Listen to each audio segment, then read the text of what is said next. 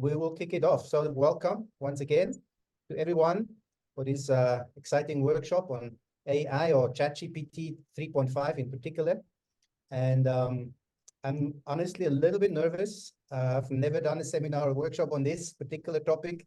And it all started with Ben down there at YWAM Durban. We had a chat on WhatsApp. It became known in the region that I really love using ChatGPT, and I've made GPT-4 my personal assistant. I trained one specific chat just to assist me with my writings and everything. And so Ben was just picking my brain a bit, and can this really be helpful, and how, and is it worth to pay, and so on. And I said, you know what, why don't you and I have a session, and maybe we invite a few into it, and we'll just run through what is possible, how do I use it, and so on. So that's how it started, just between friends, nothing big. I advertised it in our region, Southern Africa region, at first, and that was it. And then there was not actually many signups, not even Ben signed up. So I decided, okay, now I've already advertised it. I've already made time in my schedule. Let me advertise it on my Facebook. And then that's when someone said, hey, make it shareable. I want to share it. And so I made it public. And then people started signing up and started asking what time zone. And I realized I haven't even thought about time zones. I just thought about Southern Africa. And so I had to adjust it and so on. That's how it came about and became bigger. But then I realized I really want to limit it to YWAMers for now. First of all, there's more grace among YWAMers if I mess up. And secondly, that's the context I'm using it in. And so we want to keep also YWAM specific questions. How does it serve us in missions, in leadership, in whatever context you're in? I'm not a crack by any means. I'm just using it myself. I'm learning. There's few of you in this room or in this Zoom meeting that probably know much more than I do. And so please contribute.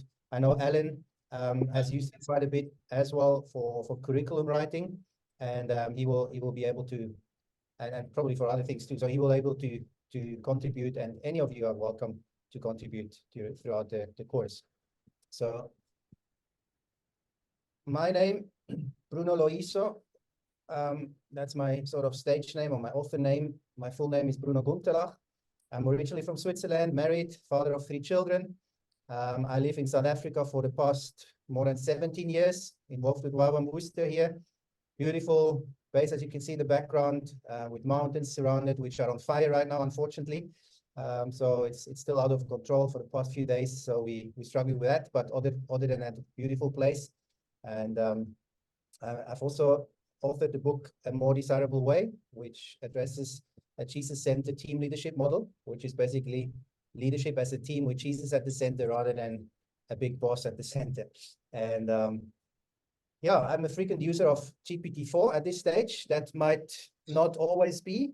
The AI industry is developing. There's different other machines popping up and improving and so on. So right now I'm with GPT-4 because I've started out with that and I've trained it according to my needs.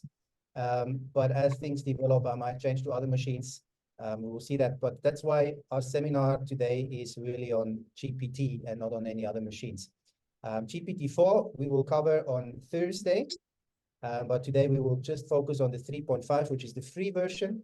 So it's accessible to everyone without any pay. Any questions so far before we move on? Yes. Okay, Mark. Yes. So you said Thursday, not tomorrow? No, on Thursday, yes. Okay. Yeah. I have a very, sorry. Yeah. Go on. I have a very stupid question, but I've never used it at all. So I'm like the total beginner. And so I suppose when you talk about the thing, it's the website, or is it an app on your phone? Or yeah, that's good. There's no stupid question, and this seminar is directed, especially this first one is directed at people that have never used it and would like to, or maybe tried it but not liked it too much because it had limits. But then you keep hearing that there's much more that could be done, but you haven't quite figured it out. So we'll walk through all these steps just now. So basically, that's the next slide. This is the objective of today. Today we will look at the ChatGPT 3.5, learn how it can assist you with your daily tasks. We will learn how to craft effective prompts. Prompts are basically the commands you give it or the instructions you give it. They call them prompts.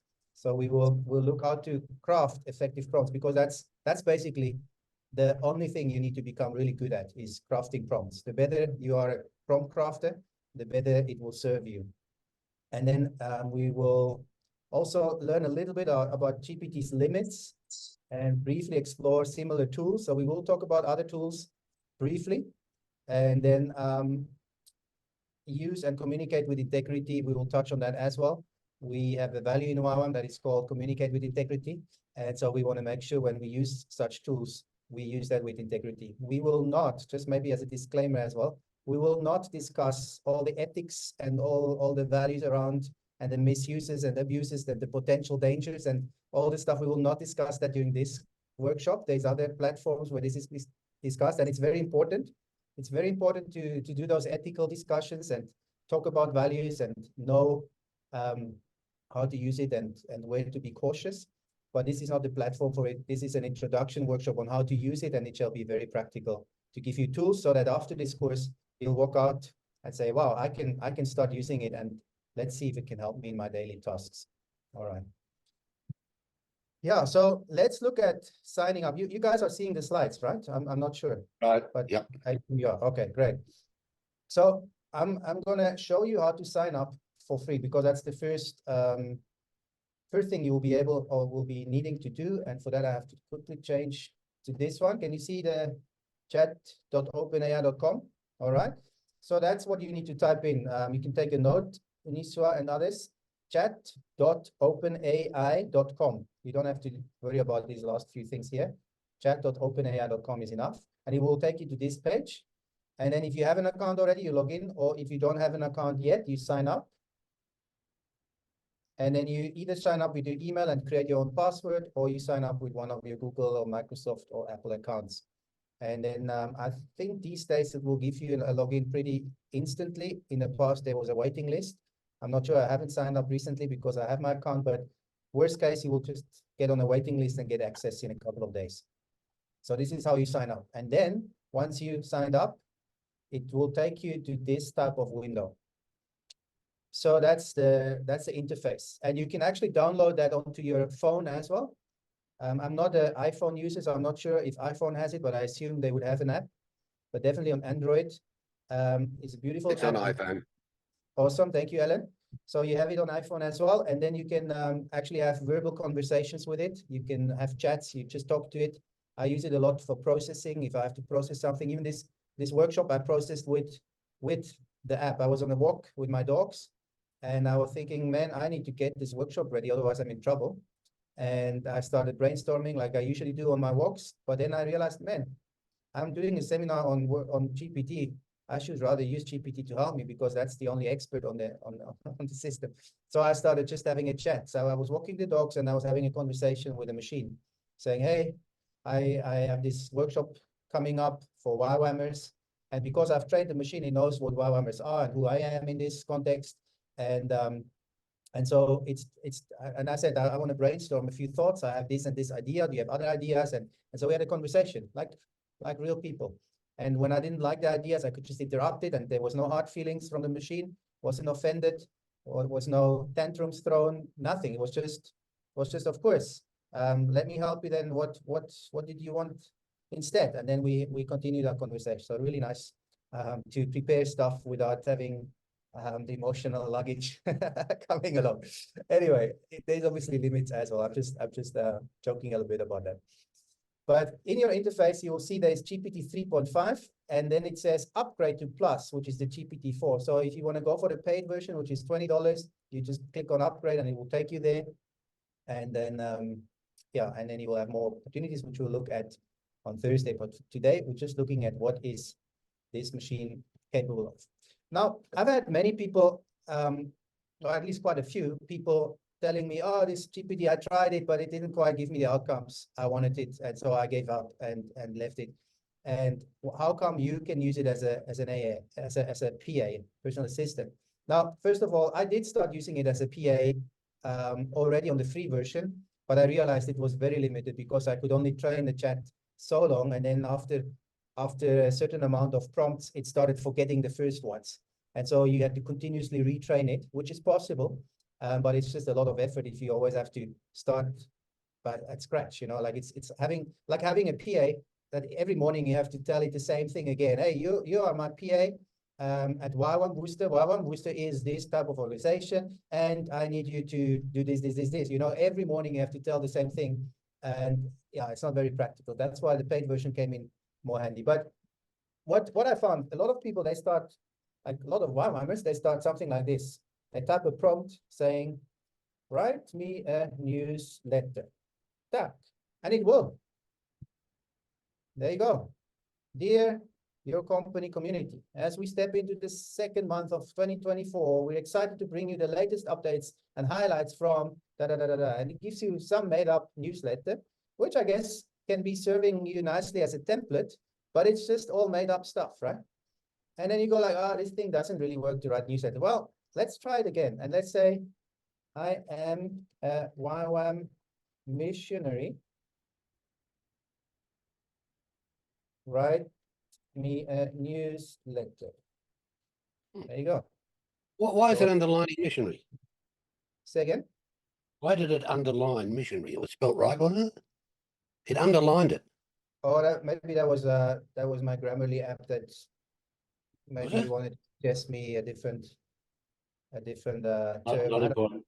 I didn't recognize it now, but Grammarly does that sometimes when I'm writing. So now it knows I'm a YWAM missionary, and it writes me a newsletter. Dear your locations are Worcester YWAM family. As we embrace a new month, we are filled with gratitude for the incredible journey we are on together. Here's a glimpse into the transformative work we've been involved in as YWAM missionaries, spreading love, hope, and the message of Christ. And then it goes on and it makes up some sort of newsletter. Now, it's not exactly communicating with integrity, is it? Because it's just made up. There's no truth. I mean, there's no truth about it. I'm a YWAM missionary. We are spreading love, hope, and the message of Christ.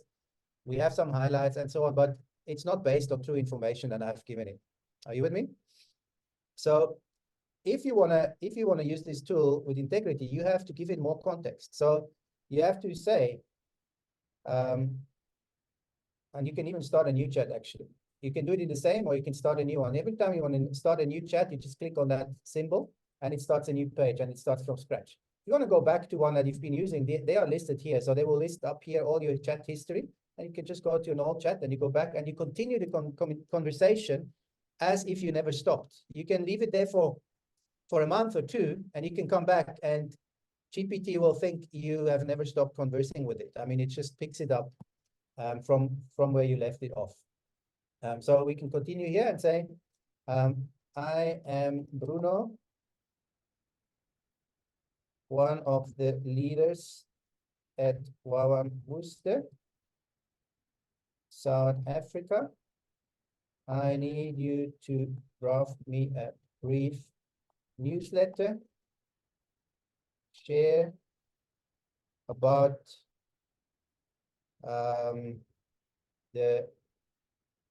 share briefly, because I like brief newsletters, briefly about the ministry effort we've been involved the last 2 months, evangelizing at the local schools where 50 young people got saved. Now, this is also not true, but it could be true, right? So I'm just giving you an example that is just fake, but let's say this is true. This is what happened. Over the last 2 months, I've done evangelism at local schools, and 50 young people gave their life. Okay, instead of got saved, we say gave their life to Christ. And don't worry if I misspell or mispronounce, it doesn't matter. It will sort that out. And that's a great thing about the Swiss trying to do it in English. This thing is much better in English than I am, so it will just sort it out. So now it says, Dear YWAM Worcester family, greetings in the name of, and if it goes too fast, you just scroll up and then it stops and it will continue producing what you can read. Greetings in the name of our Lord and Savior, Jesus Christ. It is with immense joy and gratitude that I share with you the incredible ministry efforts that have unfolded over the past 2 months.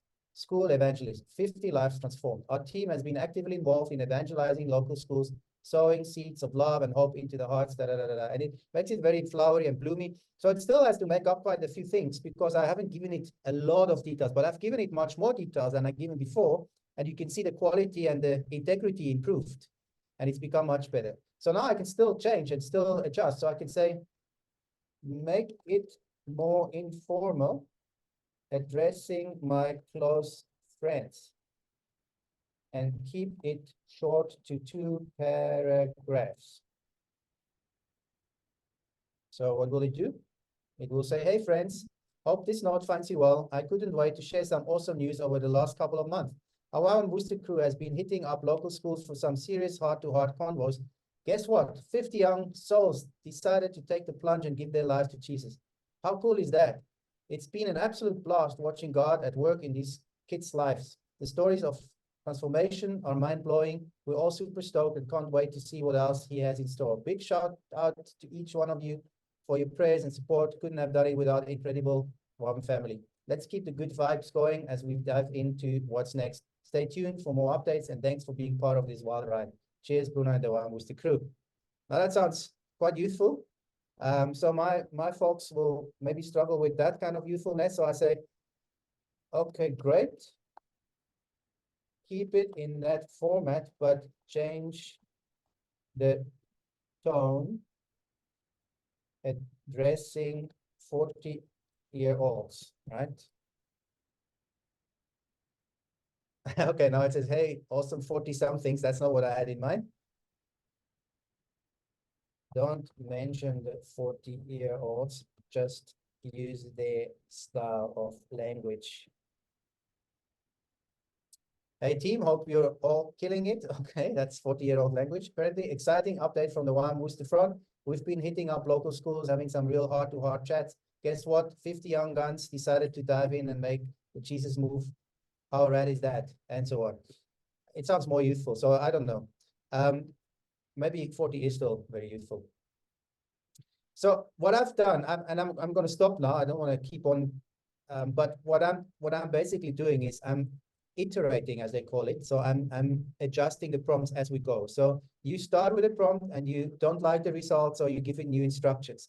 And the more accurate instructions you give it in the beginning, the easier it will be, or the better results you will get.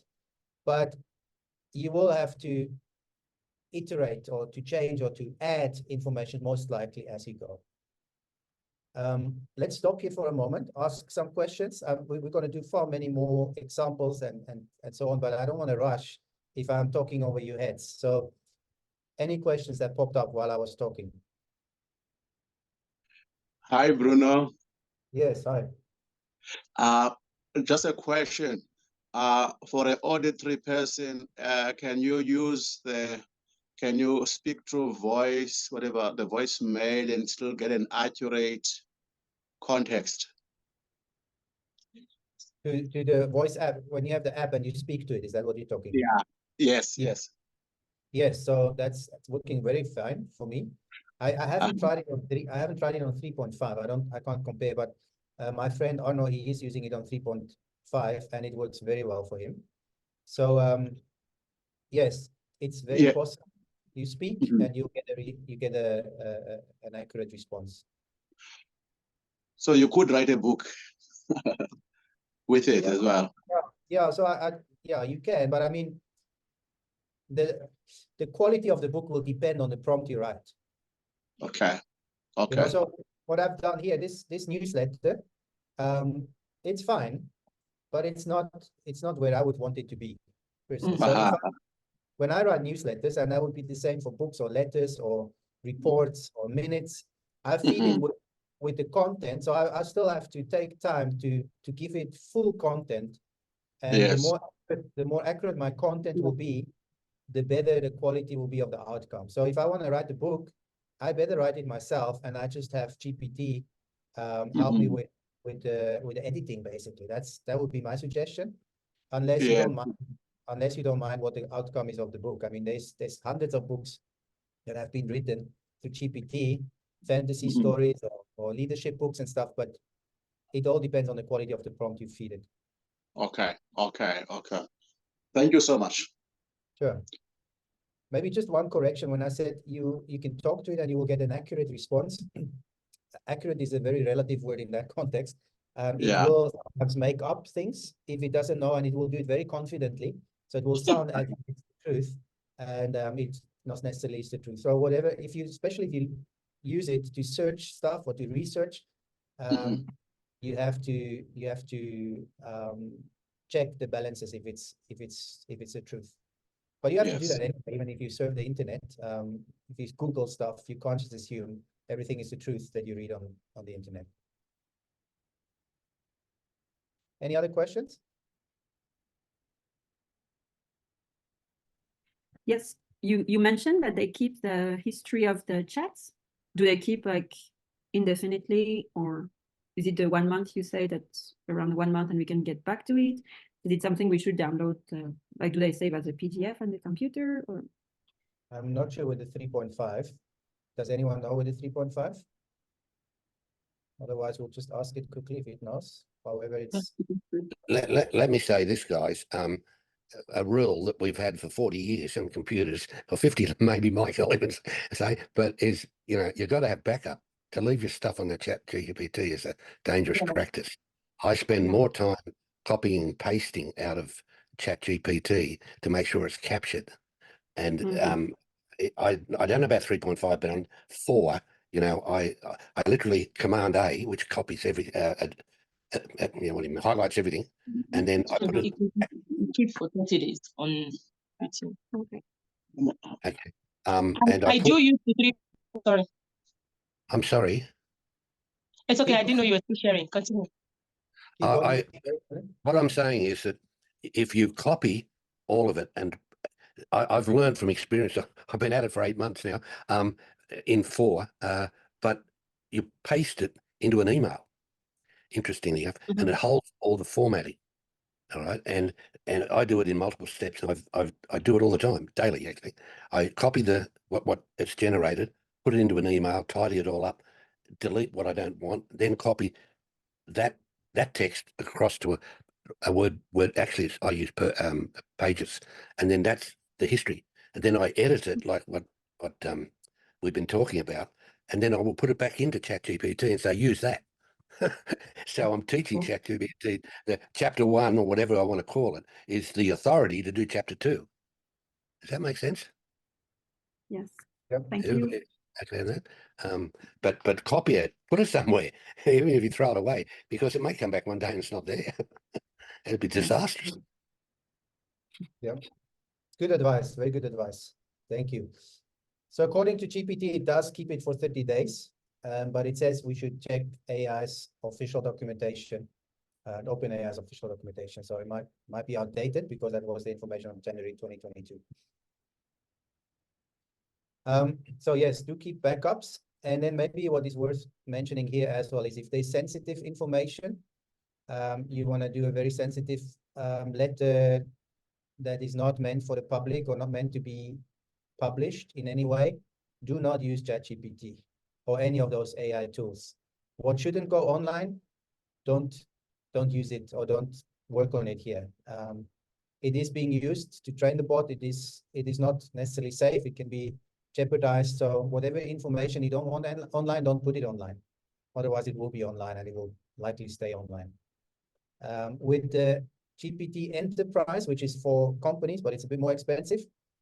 And I think even with GPT Teams, which you can get for $25 per member per month. You're talking a month, yeah.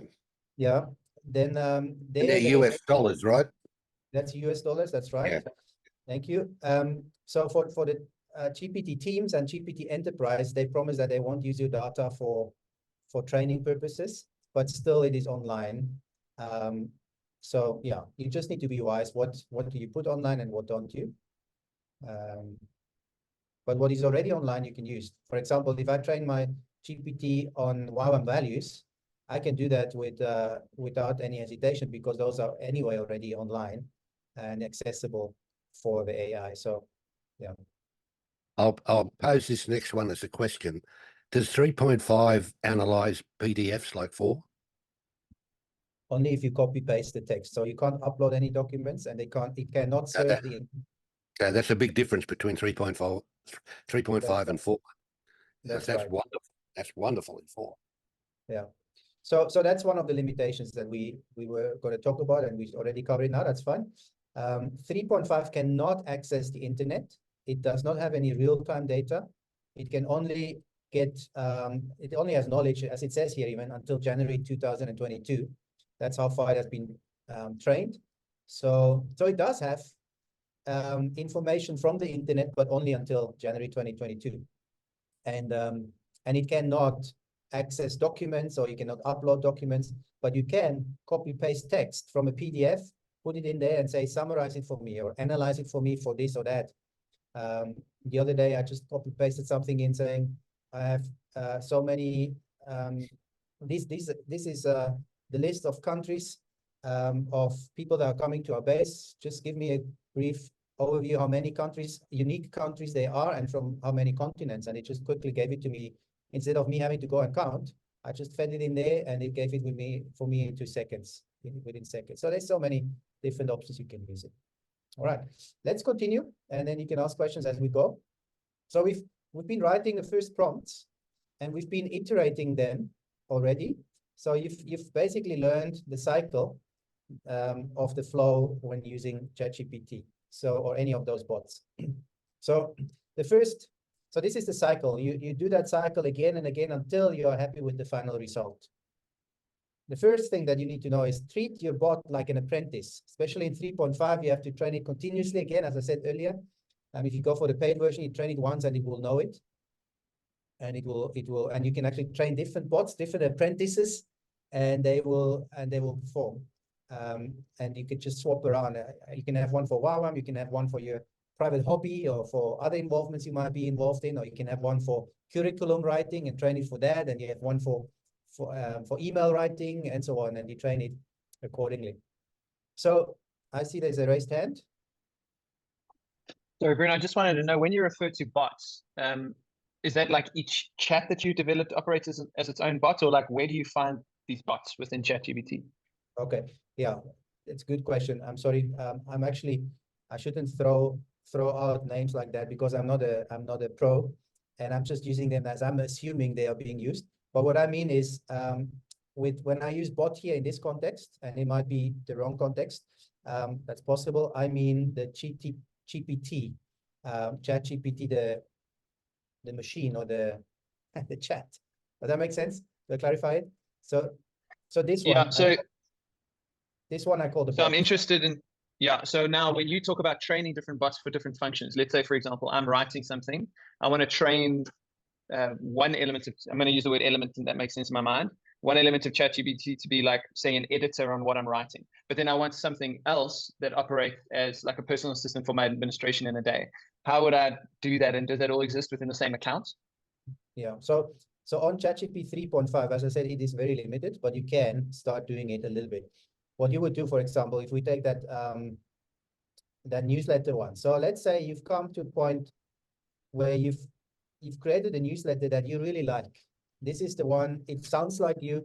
The best way actually to do it is you upload one of your previous newsletters and say, this was my last newsletter. And upload, meaning you have to copy paste the text into this actually. So you copy paste your newsletter in there. You say, this is my style. This is how I write. This was my last newsletter. Now I want to write the next one. It needs to contain this, and this detail or event. Please write me one. And then you still adjust and iterate. And once you're happy, and you can even, in your Word documents or wherever you work, you adjust it there until you have the perfect newsletter.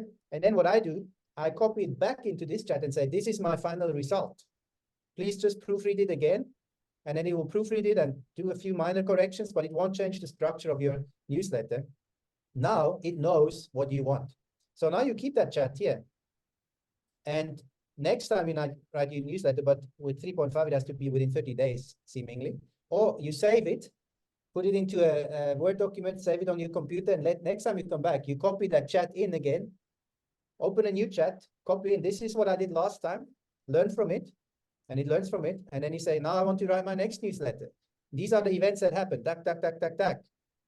And then you give it a go, and it will, the more you do that, the better it will become in using your own language.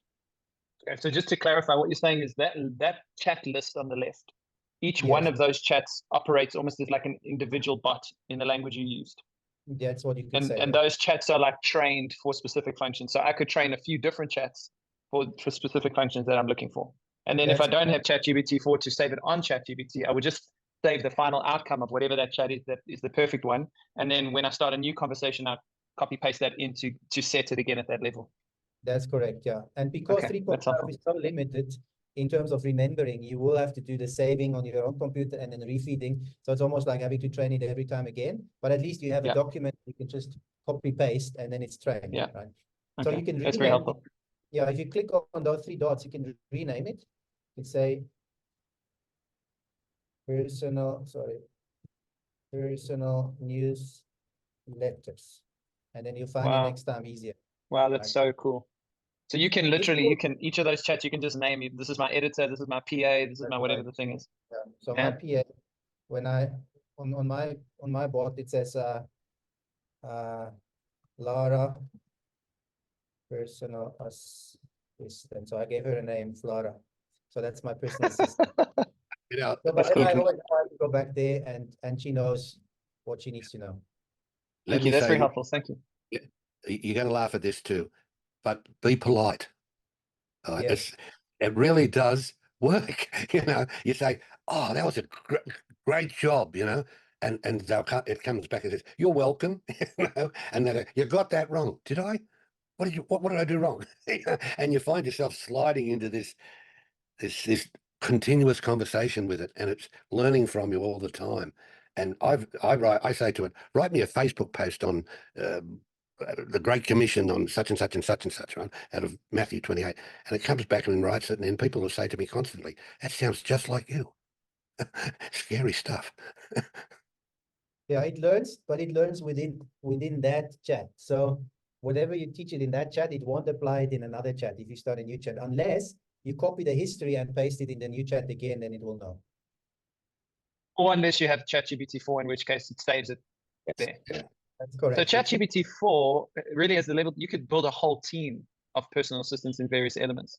Absolutely. Yes. Wow. You can Thank have you. a team, you can have a personal assistant for every single issue. So I've created one. I'm still testing it, and I could share it once it's actually working well. But I've created one just to find me visa information of any country, and it needs to be reliable source. So I train it in a way that it only gets the information from reliable official sources, and it has to provide me with the links, the source. So I'm not satisfied with just any information. It needs to give me the source of every information.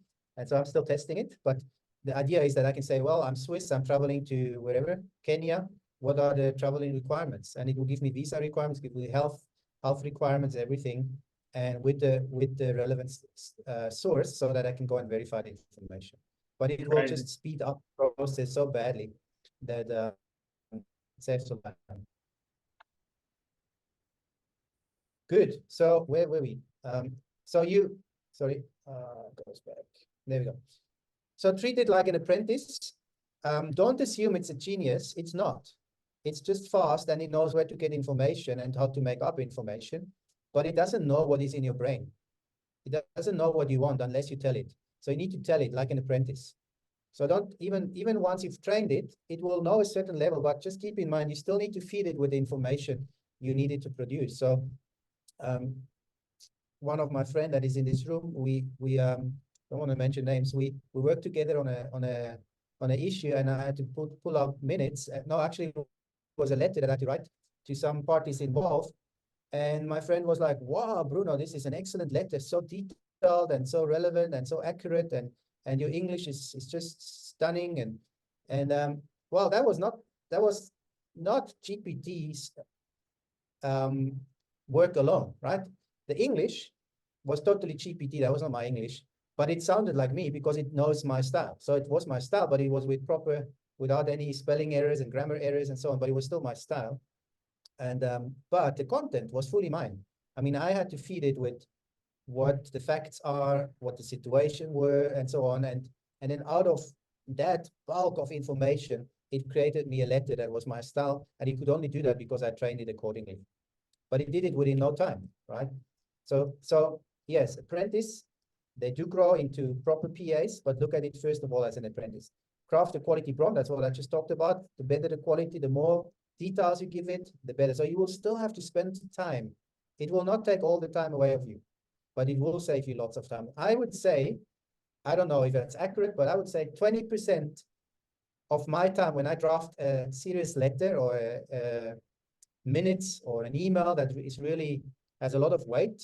So I have to really think about how I formulate it, how I put it into words.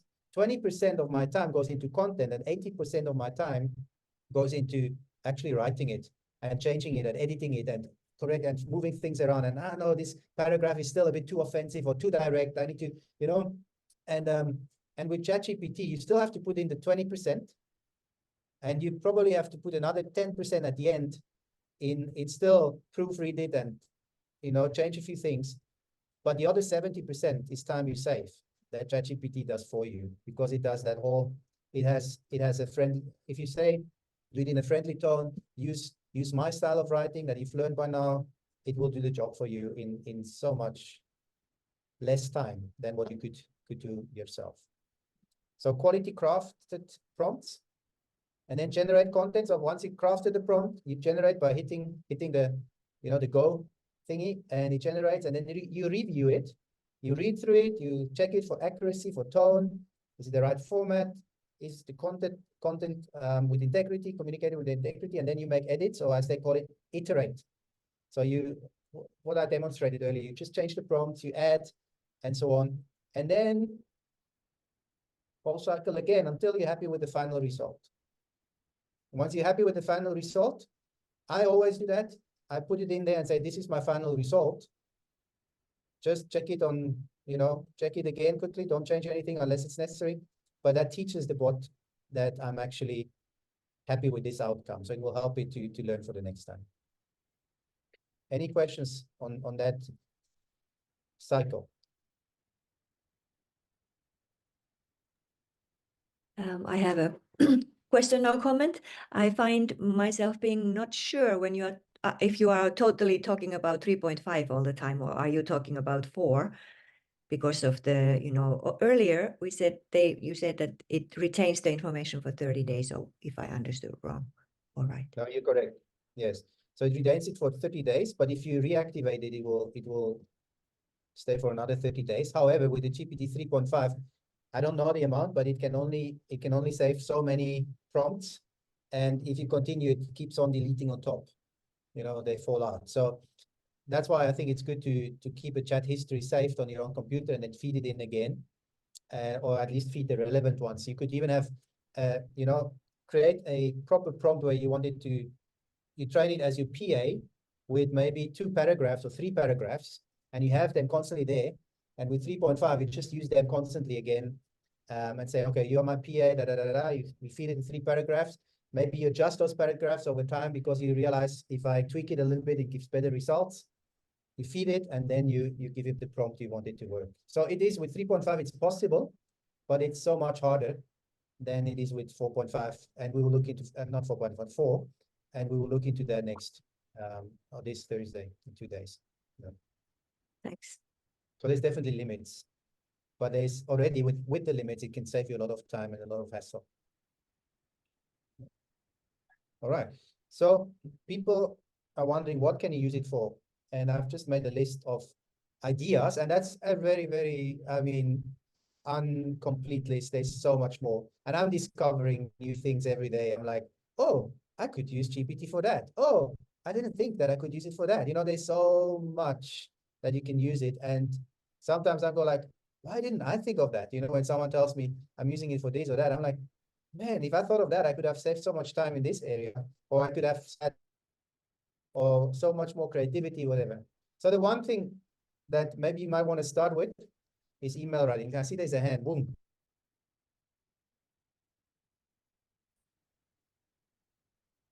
You are still muted, boom. You must unmute. I can't hear you. Just press the unmute button. Yes, there we go. Can you hear me now? Yes. Okay, yeah. Thank you very much for the input. I just want to get this point clear to my understanding. So from what you are telling us, it means that before you can even use this GPT, you must have an understanding of what you want before you can even ask for something. So that you can be able to select exactly what you want. Let's say, for example, I want something on effective leadership. I should be able to know exactly what I want in case there is a broad information. I should be able to select the exact portion that I need. So now I want to find out, when you extract what you want, then you need to bring it back to the machine. You need to put it back to continue and take you further, or what do you do from there? Yeah, so yes, you're right. So if you don't know what you want, the quality of the output will not be very high. So unless you use it as a research tool. So if you're not sure, like, you know, for this workshop, I had some ideas, but I wasn't quite sure if this works. And so I said to GPT, look, I have these ideas. Do you have other ideas? And then it helps you brainstorm. It helps you bring ideas about. So you can use it to brainstorm. If you don't know what you want, then say it. Say, hey, I don't know what I want, but this is sort of where I'm heading. Can you help me to find out what I want? You know, and it will actually lead you with questions. And we say, okay, have you thought of this? What is your thought on that? And then you prompt it. You enter what you have, and you develop a conversation that helps you find out what exactly you are working on. Right? I mean, this is not very general, very you will always know a little bit what you want, right? So you start with what you know, and then ask it to help you. But if you already know exactly, like I have to write an email to Dave Peter about a specific case, I know what I want to write. I know what he needs to hear from me. So I write it in. I can write it with bullet points. I can write it as a full email. I can already create the email as I would write it, but I don't have to worry about grammar. I don't have to worry about you know, the right words. I just ask GPT, make it more fluent, or make it more friendly, or make it more correct, or formal, or informal, or whatever I might want it to be. I tell it, and it will use my content and just change it accordingly. Does that help? Yeah, I think I get it. It helps a lot. Thank you very Oh, much for that. you're welcome. One of the what I do with a lot of quotes, a lot of prompts, is that when it comes back with the feedback or the answer or the input, the data, I say, good job, write it simpler. Yes. So I use the word simpler, and it comes back and takes all the academic thinking type things out of it, and it's much clearer. But there are certain ways it says things that indicate AI, and if you say regenerate simpler, it takes all that out. You know, I'm not trying to say be unethical, but the reality is, for people reading it, it's easier to comprehend. Yeah, very good advice. So I use that a lot. I don't use the word simpler. I use the word more, make it more fluent to read, or make it more understandable. Or what I also often use is make it, how do I put it? I say, make it understandable for a 12-year-old or for a 16-year-old. That's Finding your also important. Yeah, but I mean, you can just use the word simpler because it's faster. Yes, but I mean, depending what you want. You know, if you're preparing a Bible study and you put in what you already have, and you have this great theological concept, and you realize the people you're talking to they're not theologians, they are normal people like you and me, but you happen to just have a little bit of a theological insight on that topic, and you wonder, how can I bring that across that they will get it?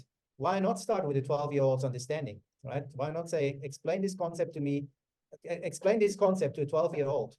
And then the 12-year-old, you can always upgrade it a little bit if it's too childish, but it will help you even to think, oh, okay, I could actually communicate it much simpler, and the message would still come across, and you would help people to understand. Yeah. But anyway, we're talking about email. Well, are you still having your hand up, or is that still from the previous one? No, my hand is not up. I'm trying to take off the hands up now. I'm struggling. We're learning technology every day. You can just click on the raise hand icon again. It should take it down, I think. But that's great. Yeah, Cool.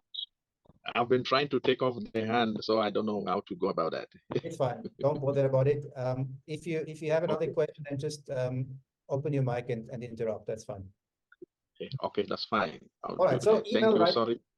no problem. Email writing is one option. I'm using it a lot. And as I said, it learns. I mean, with GPT-4, it learns continuously, but you can make 3.5 learn as well. And then it can use your style. It can learn how you write, and it can write very similar to your style. But you still need to feed it with the proper content, as I said earlier. Content creation, what is that? I mean, that's any content you need to produce, whether it's social media, whether it's WhatsApp, whether it's email again, whether it's writing a book, whether it's writing a devotion, whatever. Alan uses it for curriculum writing, learning material, any content, you can use it to help you with that. The more content you give it, the better the outcome, but you don't have to write a whole paragraph. You can just do bullet points in terms of content, and it will create you a very creative or accurate or, different styles that you ask it will create you the content accordingly. You could use it for data analysis and summaries. Again, 3.5 is a little bit limited with the data analysis because you can't upload documents or you can't serve the internet, but you can copy paste texts. And I find that very helpful. Sometimes you get these long things and you don't have to read the whole thing. It's not relevant, but you can copy paste it and say, okay, this is text I need to read. I am looking for this specific outcome or for this information. Find it for me and summarize it for me or point it out for me. And it will do that for you. So you don't have to read the whole document necessarily.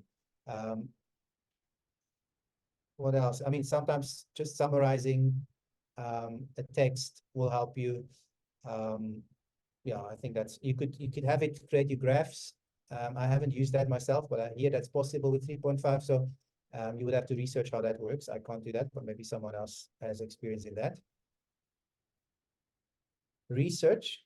Again, 3.5 is limited in terms of research because you can't go online. But if you want to do Bible research or you want to do research even on YWAM, if you want to research YWAM and the history, it's all there until January 2022. So you don't have to necessarily go online.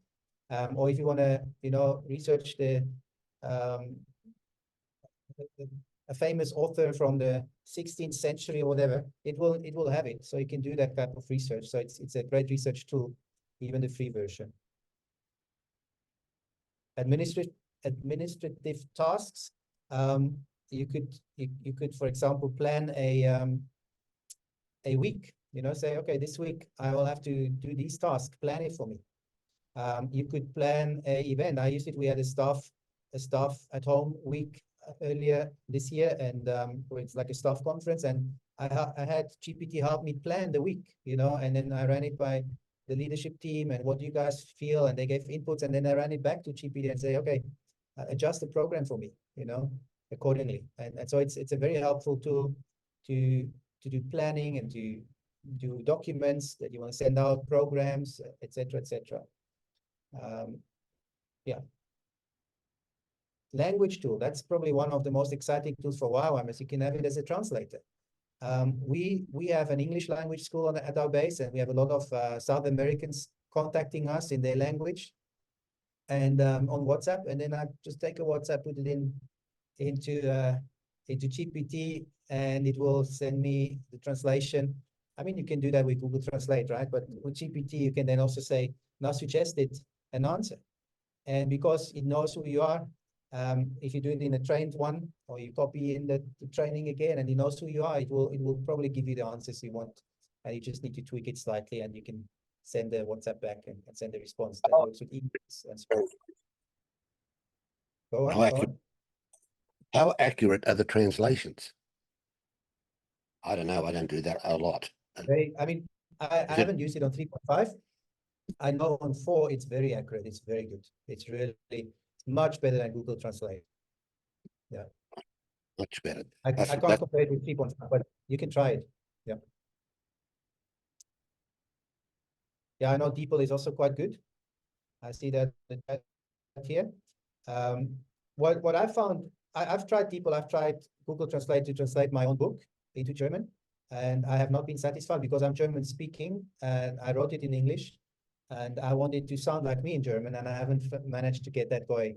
With GPT-4, I do have hope that I can get it done because I can upload some of my own documents, how I write in German, and it will probably do quite a good job, but I still have to do that. But that's GPT-4, sorry, I'm mixing a little bit, but 3.5 can definitely do good translations, and it's worth checking it out. And again, you can train it, say, you know, like in our English language school context, I can train one saying that's our English language school trained bot that knows, you know, what the ELS is all about, how much it costs, and how to apply, and so on. And then when I feed one in Portuguese, for example, it will give me an answer suggestion already in English or in Portuguese. Or I can even train it, say, give it in English first so I can read it, and then translate it into Portuguese so I can post it again. So that could be a way of doing it. And then Bible study. Can you believe you can use a robot to help you with Bible study? My friend is using that a lot. I haven't used it that much. I have used it at times, but my friend, actually my wife is even using it weekly now to get some background information about a biblical text, or to get the Greek word or the Hebrew word and the translation of those words. So you could even there, again, train one and say, okay, you are a Bible scholar, so let's do that quickly, just as an example. Let's have it practical. So I'll do a new chat, and I say, you are a Bible teacher. You could even say, what do we want it to be? Pentecostal, charismatic, Orthodox, evangelical. You know, you can actually tell it. So I'll say Orthodox priest, and I need you to help me interpret Matthew 28, verse 20 and following. Give me some insights utilizing your Greek knowledge. Let's see what it does. So there's a text that it gives me, and then it gives me some Greek. It analyzes the text with the Greek words, gives backgrounds. I'm not going to read through all of it, but I'm just showing you it does a pretty good job there. And now you can engage it in conversations. Say, oh, I'd like to hear more about the teaching them. What does it mean? What does it mean? Can you elaborate more on that? And how do you contextualize that? Or I can say, now explain that to a 12-year-old, right? And then it goes. So it uses different language, but it's the same concept. So now you could actually use that language and still refer back to the Greek if you were to do a sermon. I mean, you still have to do your due diligence of homework yourself, but this definitely helps you to speed up the process and to get some new ideas. It can really make your own Bible studies a bit more lively and more exciting. Yeah, so as I said, I'm not using it too much. I'm using it from time to time, but I know people, they use it every week for their Bible study. Yep.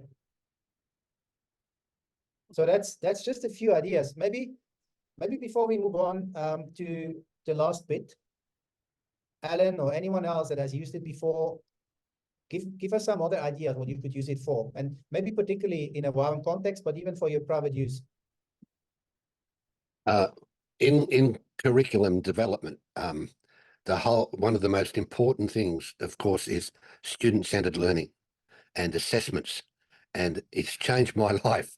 Now, it's not, we leave 4 out of it for the moment, but I think this would work in 3.5 as well. I haven't used that for 6 or 7 months, but it gives me, it's amazing. I can turn around to it and say, look, in that, for those outcomes and that content, give me 20 multiple choice questions, true, false, mix them, true, false, short answers, mix and match, and cover the whole content, and back come 20 multiple choice questions, right?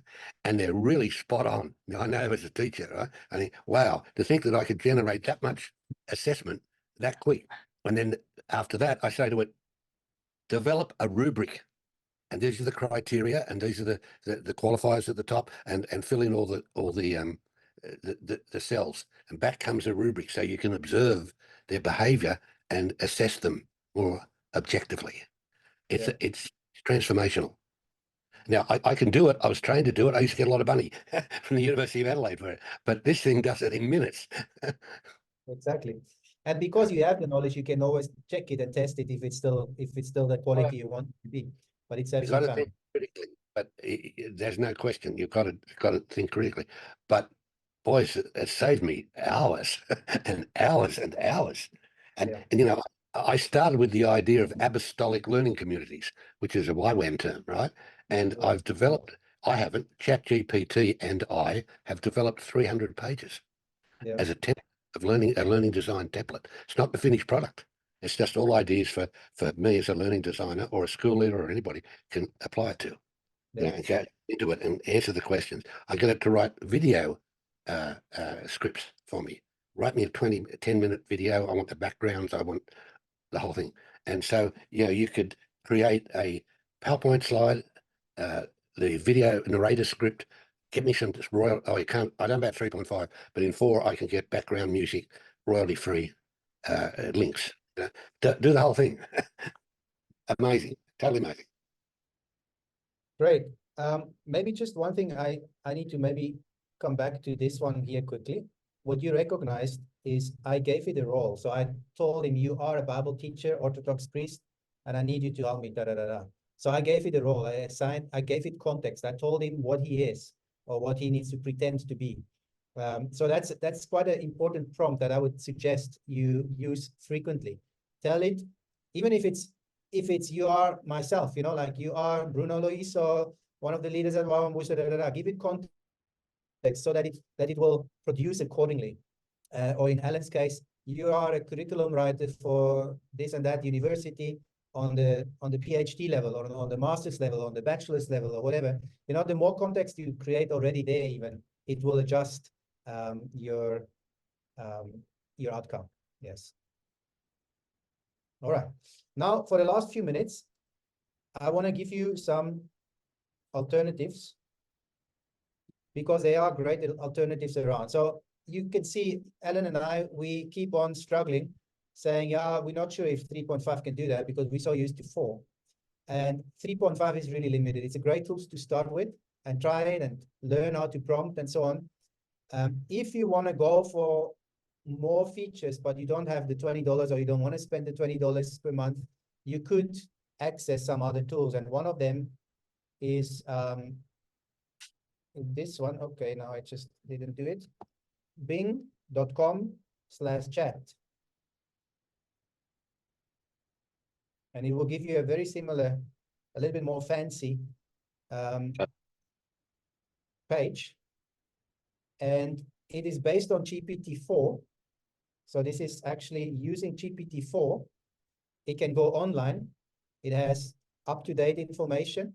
So it can do pretty much, okay, it can do a lot. Like, let's put it this way. It can do a lot what GPT Plus can do that you pay for $20. This one can do a lot of that, except you can't create your own GPT. So you cannot train it directly. You still have to train each chat, and then you get your chats here on the side, the recents.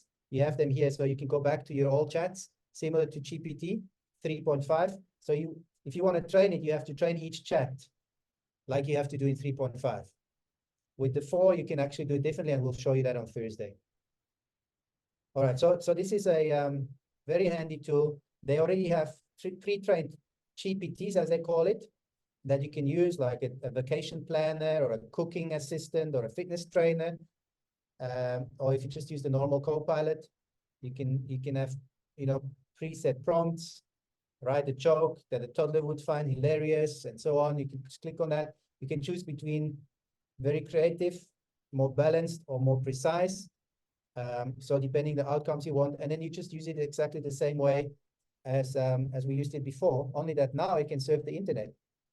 You still cannot upload documents, but you can, if the document is available on the internet, you can put the link in and summarize it. So let's see what we can do. Go to YWAMWorcester.com and tell me what this organization is all about. Let's see if we can do that. I haven't used it much, so I'm not sure about the limits of Bing chat, but it should be able to do that. There we go. Gives you a summary. So if you want to just go for the free version and you're quite determined you don't want to pay for it, Bing chat might be your better option to go than ChatGPT 3.5. And you just type bing.com/chat in any of your browsers. If you have the Microsoft Edge browser, you can actually go up here, click on this thing, and then it opens up the chat on the side. And you can do it here while you do search on this side, and then you can actually chat with that chat on the side. You can interact with your search and say, so what, I don't want to make up stuff now, but you could interact with what you've been searching for. So this is quite a nice tool if you don't want to go for the paid option. This will give you more than the 3.5, but it still has access to GPT, so it's GPT based. And then the other one is Bard from Google. So you type in Bard, bard.google.com. You don't have to type the chat, it will take you there anyway. And it again gives you a similar setup here. Okay, now I have to get out of the chat here. So it will give you this this setup or this picture, which is again similar. You have your recent chats on the side, and then you type your prompts down here. So all of them work very, very similar. They have a very similar interface, so you'll feel very comfortable using them. I'm particularly not that fond of Bard. I've tried it a few times. I think it's still improving. It's still lacking behind GPT, but it's going to get there, and it's very possible that eventually I will swap back to Google, because I'm using Google Docs, Google Calendar, and whatever. It's very possible that when Bard is up there with GPT, it might actually overtake it, and we might not even talk about GPT anymore in 5 years from now. We might talk about Bard, or we might talk about a totally different machine. We don't know. It's still developing. But for now, I'm happy with GPT. You can try with Bard. It's working very similar. The good thing about Bard is that as well, you can go online.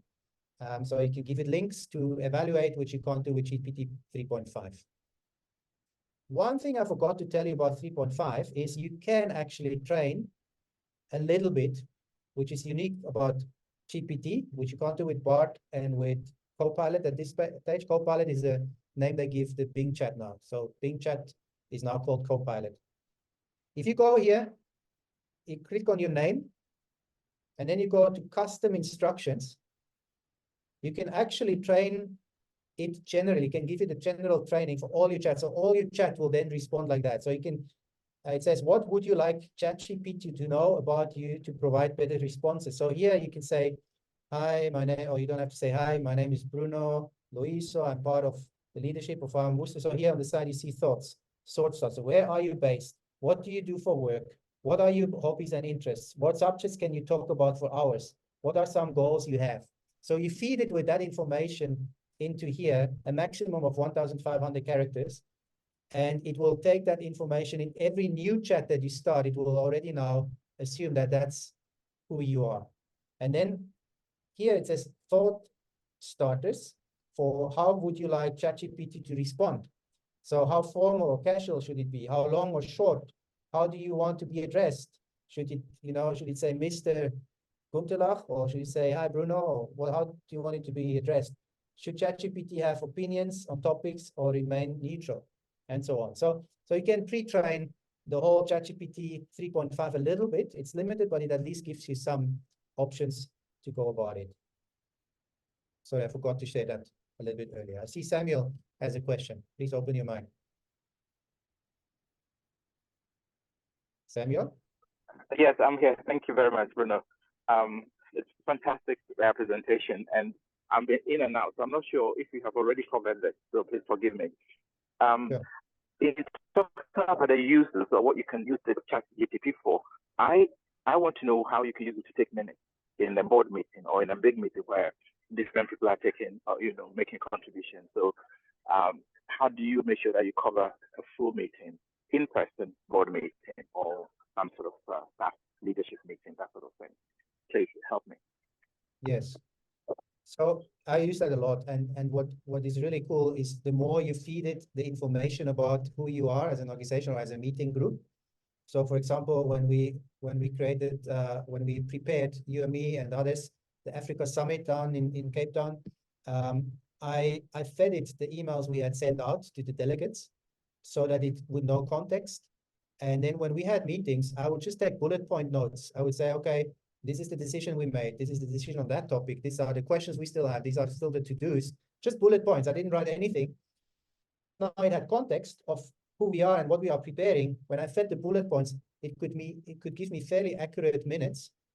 And then I just had to proofread it and adjust it and feed it back to the machine, and it would give me the minutes and I would send it out. So it saved me probably an hour of work that I would have had to do myself. Now, the great thing is, some people have told me, well, that's cheating. Well, then don't ever use a PA, right? Don't have a secretary, because that's basically what you're doing. You give them the bullet points, or they take it themselves, and then they write something, and you still have to proofread it. They send it to you, the minutes, and when you're happy with the minutes, you send it out. And here, you're just doing it with a bot rather than with another human being. And yeah, so does that help, Samuel? Do you have any other questions on that? You're still mute. Yeah. It's wonderful, but basically you have to take it, if you like, a skeletal note, feed it with it, and it will elaborate for you. Is that what it is? Yes. The better you give it context. Bullet points. So one has to. That's right. So, but that's just initially. So you give it initial context, and then you can use that again and again. As we said earlier, you can save it on your computer. You know, the prompts that you had, you copy paste it into a Word document or Google Doc, and then each time you go back to 3.5, you just feed it in again, and it has the context again. So it's work you do once, and then you have it, and then it will produce fairly accurate minutes that you want. And then you literally just feed it with the bullet points. That's all you have to feed it. And if you see it misunderstands you, then you give it correction. Lovely. And you iterate. So good to see you, Sam. Thank you very much. Anyone else? Any questions? All right. Then, yeah, we've passed the question and answers. If there's no more questions, then I just announced the next one is on Thursday. That's in 2 days. Same time, same Zoom link. And we will then go more into GPT plus, which will build on this. So I will not cover everything that I've covered today. I will build on where we leave it from here. And I'll show you what is capable, what this is capable, the GPT-4 of doing, and how to train your own bots or your own GPTs, as they call it. I keep calling it bot, but it's a GPT. So you can train your own GPT, and I'll show you how that works and how I'm using it as my personal assistant. You mentioned, I was thinking on a different track. Did you mention Delhi for Thursday? No, I didn't mention. Yes, that's also but I'm not that familiar with it. Delhi is amazing. It's absolutely amazing how it can generate. Oh, sorry. Yes, I misunderstood you. Yes, Delhi, the drawing, the picture. Illustrations. That's right. Yep. You can do that on Copilot. You can draw your pictures. And on GPT-4, I'll show you that next week. Not next week. On Thursday, we'll go into that. Yes, that's how you can draw pictures and have pictures generated. It's really amazing, as Alan said. All right, friends, we are finishing in time. If you haven't signed up for GPT-4 on Thursday, but you still want to join, you're welcome. It's the same link. Join us. If not, that's fine. It was great going through this time with you. I hope it was helpful. I know it's big. We're all learning still. I'm not a crack. You will not be the crack within 5 minutes. Learn it, exercise it, practice, and you will get better. And I'm sure it will help you save time and become more creative in some ways. Blessings, and see you next time.